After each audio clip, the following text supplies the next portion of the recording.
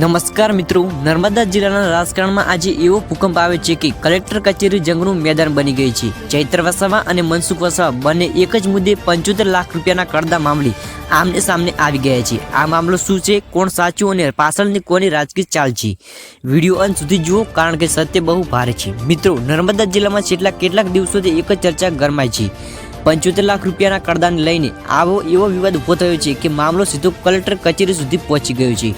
एक तरफ से आदिवासी हक की बात करना चैत्र वसावा और बीजी तरफ से अनुभवी नेता मनसुख वसावा बने नेताओं बने अलग विचारों पण मुद्दो एक ज 75 लाख रुपया क्या गया और कोना नामे करदा पास थया छे।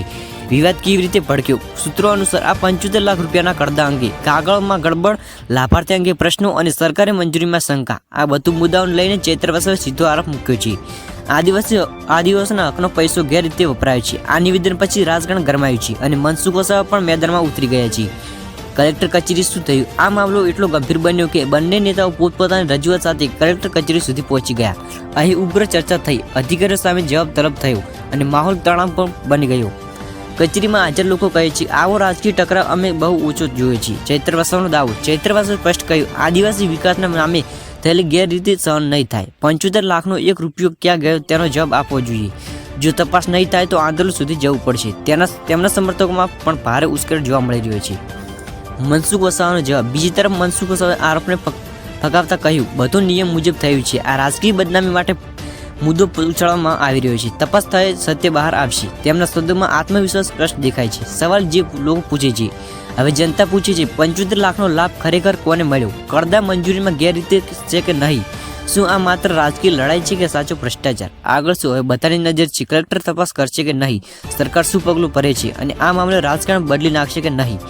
એક વાત ચોક્કસ છે, નર્મદા રાજકારણમાં આ મુદ્દો લાંબો ચાલવાનો છે। અંતિમ શબ્દો, તમને શું લાગે છે, ચૈત્ર વસાવાનો આરોપ સાચો છે કે મનસુખ વસાવા પર રાજકીય હુમલો થઈ રહ્યો છે? તમારો અભિપ્રાય કોઈ નીચે કોમેન્ટમાં જરૂર જણાવજો।